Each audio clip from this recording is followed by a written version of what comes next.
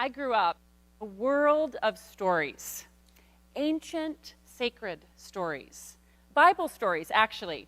Adam and Eve, Noah and the flood, Moses parting the Red Sea, David and Goliath, Samson and Delilah, Mary, Joseph, and the baby Jesus, the grown-up Jesus, teaching, healing, feeding the 5,000, walking on water. Amazing stories.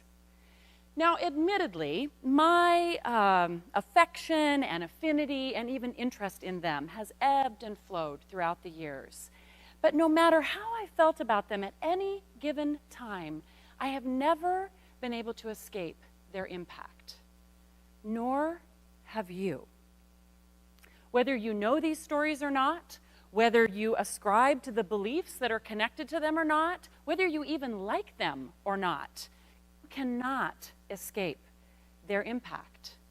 It is hugely significant, especially for women. These ancient sacred stories, once told around campfires and then later in more formal gathering places, became religious systems of belief. Those religious systems of belief crafted themselves into philosophies that have massively impacted the Western world. Those philosophies became structures of power. Structures of power turned themselves into systems of politics. And systems of politics, both then and now, impact economy, commerce, public policy, social justice, and the lack thereof. We cannot escape these stories. Let me give you one tiny example, or maybe a huge example. The story of Eve. You have heard of her, no doubt. She serves as historical narrative and first woman, as mythic archetype, as fable, as legend, even as fairy tale. She has shown up in thousands and thousands of cultures all around the world throughout thousands of years of history. She exists, obviously, in hugely predominant systems of faith. She will not be ignored. Let me just give you the basics to remind you of how her story goes. There is a God, a garden, a man, a woman, some trees, a snake, a conversation, some fruit, a bite, some sharing, some hiding, some shame, a curse, consequences, and a life east of Eden. In my work with women, one of the things that I often do with them at the beginning is I say, hey, give me your spontaneous kind of gut instinct response to Eve. Now, as you might imagine, there's no lack of answers. And undoubtedly, you have your own words that have been running in your head, even before I gave you the synopsis of the story. Now, over the years, as I've listened to women talk to me about her story, I've heard everything under the sun. But there's a handful of words that shows up again and again. See if any of these sound familiar to you. Temptation, sin, shame, banishment, punishment, cursed. Curiosity killed the cat. Don't open Pandora's box, and don't eat the forbidden fruit. Now, two things are really interesting to me about this list. The first is this: with the exception of just a few of those, they don't actually come from Eve's story, from the biblical text itself. They come from a telling of Eve's story.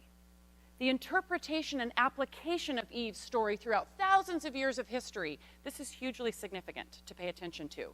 But the second thing that stuns me again and again is that these instinctive, spontaneous words almost always are negative. And as I have the privilege of spending time with women and listening to their stories, what I hear over and over again is that the words that they use instinctively to describe Eve link to the way they describe their own stories, link to the way that they describe themselves. Despite any strides that we have made, women's stories are still bound in categories of shame, in not trusting ourselves, and in feeling like if we were who we most truly are, we would be just too much for other people to bear. And it doesn't take much of a leap for us to recognize that these negative words are descriptors, definers of how women have been treated throughout history, right? We can see the trajectory. How did we get here? How did we get to this telling of Eve's story? Well, the earliest church fathers called Eve the lance of the demon, the sting of the scorpion, the daughter of iniquity, the road to falsehood, and the sentinel of hell, to name just a few. That's just the tip of the iceberg. By the time we get to St. Augustine, major voice in the creation of Western philosophy and theology, Augustine said that because of women, the Son of God had to die. He went on to use this framework to define that all of humanity was permanently scarred by the fall, by the story of Adam and Eve, which led to the Catholic doctrine of original sin. By the time we got to the Middle Ages, John Duns Scotus, considered one of the three most significant philosopher theologians of his time, hugely impacted both belief and public policy by saying that no woman should have any eminence over any man, whence after the fall the Lord subjected her to the rule and power of the man. Can you see where this goes? Do I need to fast forward? The language matters, and beliefs are attached to this language. Let me fast forward just to one more quote. This is just from a couple years ago. Significant religious leader commenting on the feminist agenda when he said, "It is a socialist, anti-family political movement that encourages women to leave their husbands, kill their children, practice witchcraft, destroy capitalism, and become lesbians." Now, for me, this is excruciating. This is so painful. And there's a part of us that wonders, how are we to even get past this? How can we possibly go forward when we're inundated with these tellings, these beliefs, this language? It is no wonder we have forgotten, if not intentionally walked away from Eve's story and many others that followed. It is no wonder that we have forgotten, if not intentionally walked away from Eve's God. This can become incredibly disheartening, discouraging, and for some of us just downright depressing. But I will tell you, here is where I stand up even taller. Here is where I can hardly contain myself. Here is where I feel hope flood in and more passion than I know what to do with. Listen, if the telling of one woman's story can that dramatically impact history, the retelling of her story can do the same. These stories must be reclaimed, retold, redeemed, and reimagined. So, here's what I imagine Eve might want to say to you. I have watched over thousands and thousands of years the way my story has been told, turned, twisted, interpreted, analyzed, and applied. Over and over, it has broken my heart, not for my sake, but for yours. Every harmful, painful telling has harmed and pained you. I have longed to be heard, to cry out in the hopes that you might hear even the slightest whisper of who you truly are. Do you remember? Do you know? Let me remind you. You are my daughter, my lineage, my kin. and I was created in the image of the gods, the pinnacle and crowning glory of the divine creator's work. Whole, strong, beautiful, empowered, and good. God said, "It is good." God still says, "You are good." Yes, my story has hard aspects to it, but doesn't yours? Don't all women's stories have hard aspects to them? My story can remind you again and again of a woman's capacity to persevere, to birth, to bear, to labor, to bring forth life no matter what. My story can remind you that sometimes the hardest of choices are the ones that open up brand new worlds. My story can remind you that sometimes the craziest of risks are the ones that invite God's intimacy and care in ways you could have never imagined. And my story can remind you that you have the most profound opportunity to affect change and healing and hope. Know that the voice that you hear within is one that can be trusted, that you can trust yourself. Remember that you are never alone, that I stand alongside you.